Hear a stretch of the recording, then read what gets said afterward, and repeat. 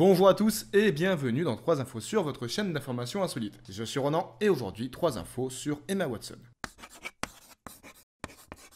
How can we affect change in the world when only half of it is invited?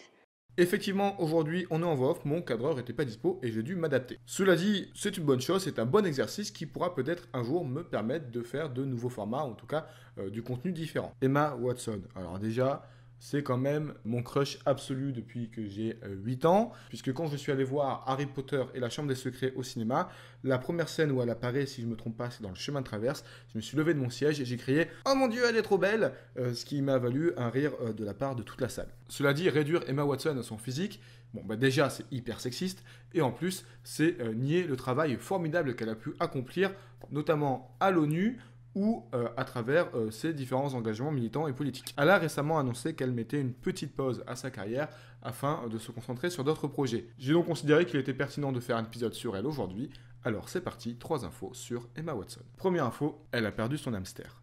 En 2014, elle reçoit le prix de l'actrice britannique de l'année au BAFTA. Lors de son discours, elle a rendu hommage aux équipes des films Harry Potter, à la fois les acteurs et les techniciens. Elle a donc raconté cette anecdote. Lors du tournage du premier Harry Potter, son hamster Millie a fait une crise cardiaque. Elle était assez jeune, je vérifie son âge tout de suite.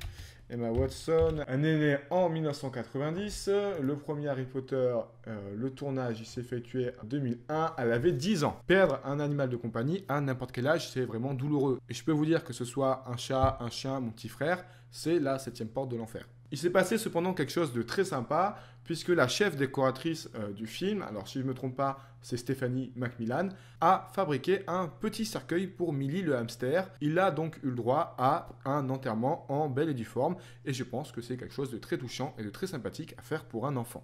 Deuxième info, c'est une fée des livres. Emma Watson fait partie d'un mouvement qui s'appelle The Book Fairies. Ce mouvement à échelle internationale consiste à planquer des livres, principalement militants et féministes, dans des lieux publics. Emma Watson en a planqué notamment dans le métro à Paris, ce qui n'est pas anodin puisque c'est sa ville natale. Vous le savez tous, Emma Watson parle couramment français. J'ai habité en France pendant 5 ans. Je suis née à Paris.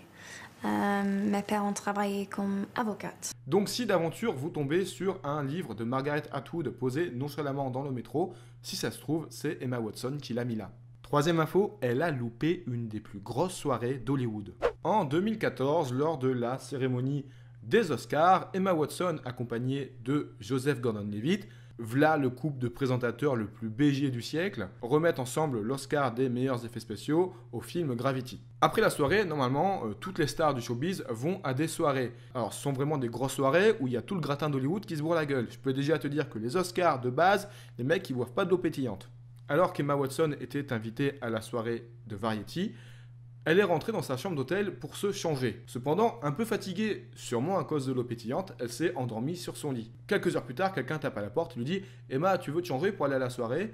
Ce à quoi l'actrice a répondu « Non ».